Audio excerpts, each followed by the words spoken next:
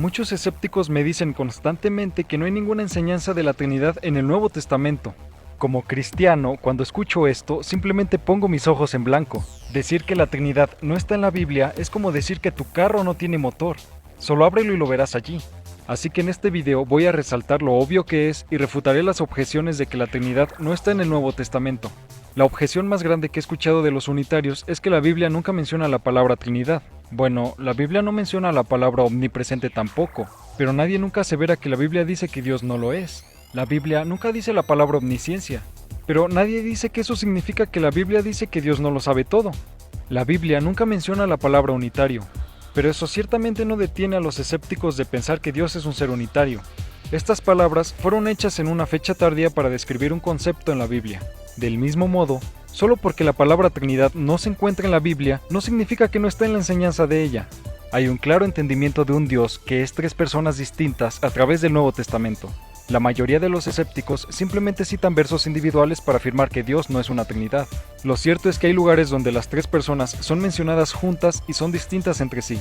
Mateo 3:16 al 17 dice: Y Jesús, después que fue bautizado, subió luego del agua, y he aquí los cielos le fueron abiertos, y vio al Espíritu de Dios que descendía como paloma y venía sobre él. Y hubo una voz de los cielos que decía: Este es mi Hijo amado, en quien tengo complacencia.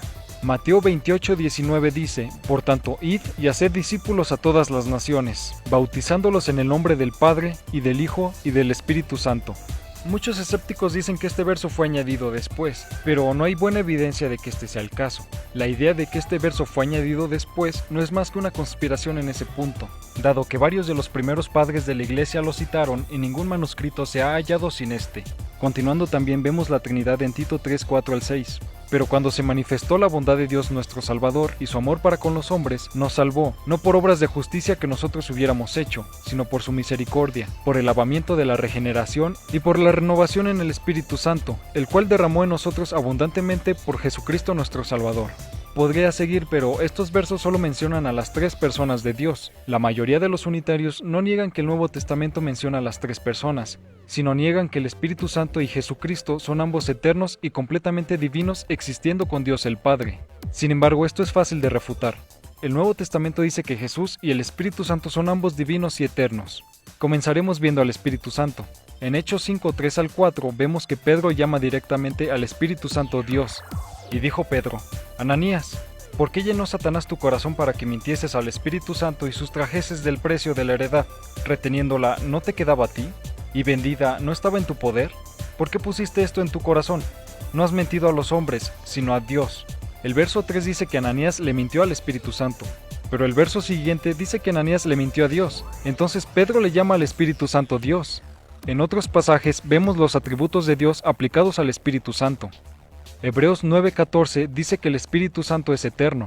¿Cuánto más la sangre de Cristo, el cual mediante el Espíritu eterno se ofreció a sí mismo sin mancha a Dios? Primera de Corintios 2:10 dice que el Espíritu Santo es omnisciente, pero Dios nos las reveló a nosotros por el Espíritu, porque el Espíritu todo lo escudriña, aún lo profundo de Dios. Así que, de acuerdo con las Escrituras, el Espíritu Santo es eterno y es omnisciente.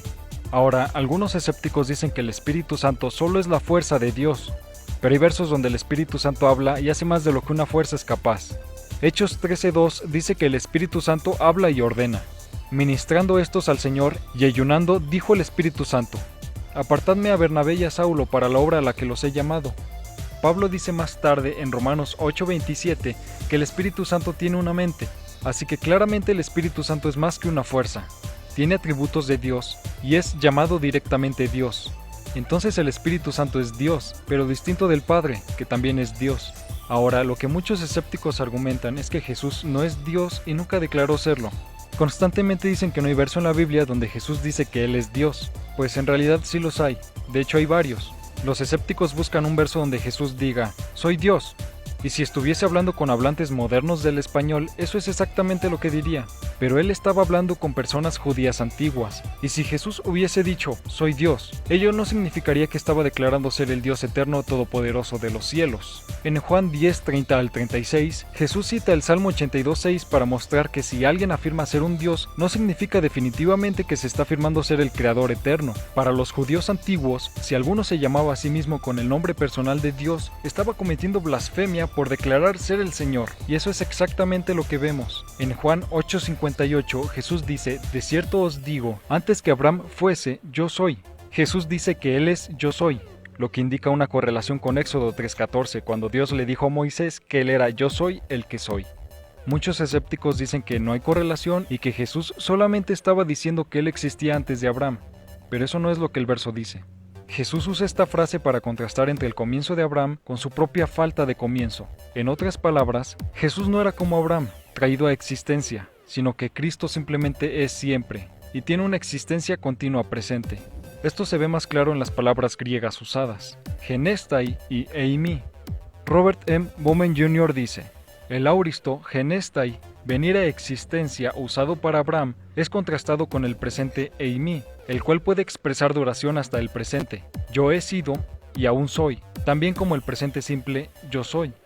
Jesús declara que su modo de existencia trasciende el tiempo, como la de Dios, y su yo soy es entendido por los judíos como una declaración de igualdad con Dios. Si Jesús estaba diciendo simplemente que existía antes de Abraham, hubiese dicho ego y barco. Al decir ego e mi, estaba diciendo que él simplemente existía sin un comienzo pasado, a diferencia de Abraham que tuvo comienzo. Esto es por lo que los judíos querían apedrearle en el verso siguiente, porque Jesús dijo que él era el Señor.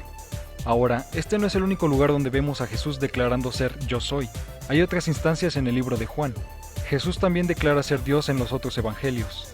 Aunque no se aparente en el español, en griego Jesús hace la declaración de ser el gran yo soy también.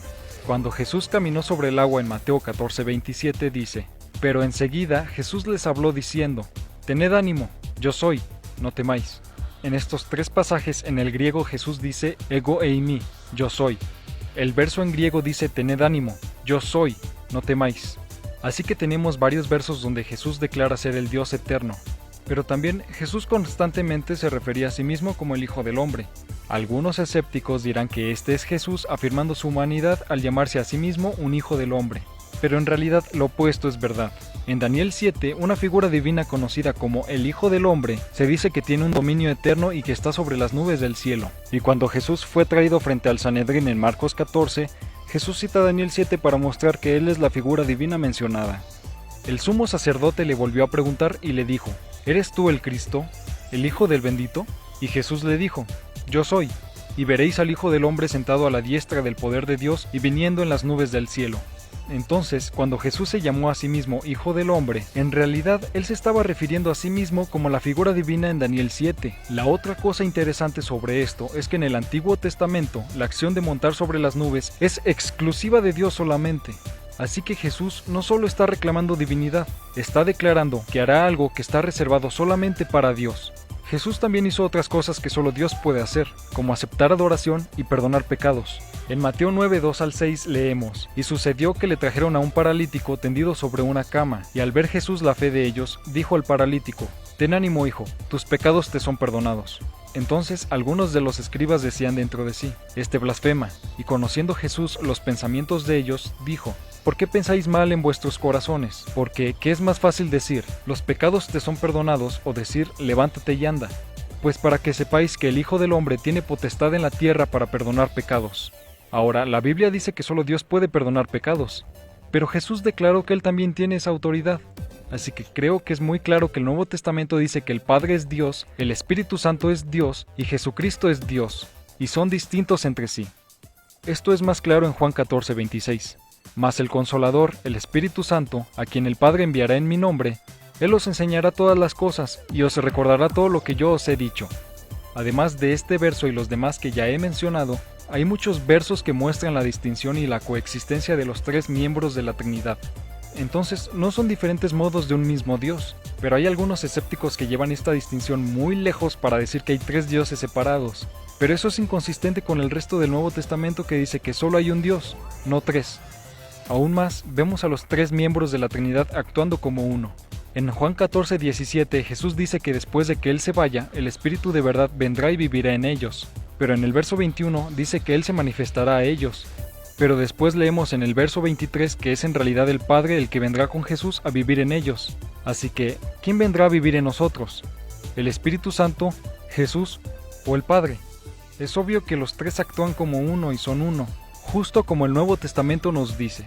Como es claramente visto, hay una fuerte enseñanza de la Trinidad en el Nuevo Testamento, y apenas cubrí la evidencia. No mencioné el libro de Apocalipsis, y toqué superficialmente la evidencia en los Evangelios. Entonces, la única manera de negar la Trinidad es negando el Nuevo Testamento, porque es obviamente clara. Incluso sin mencionar 1 de Juan 5:7, el Nuevo Testamento enseña que Dios es trino en su naturaleza.